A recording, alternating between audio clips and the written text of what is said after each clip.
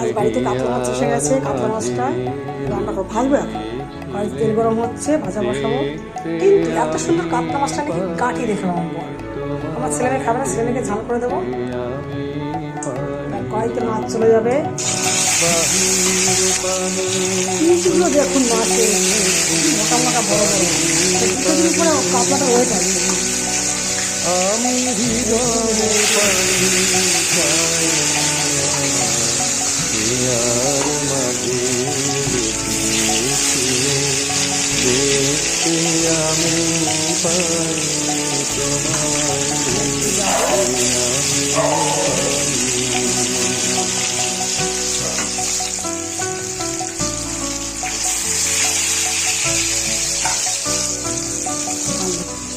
মাছ ভাজা চলছে, মাথা দিয়ে মাছের মাথার ডাল হবে, পেটিগুলো ছেলে ভালো খাবে।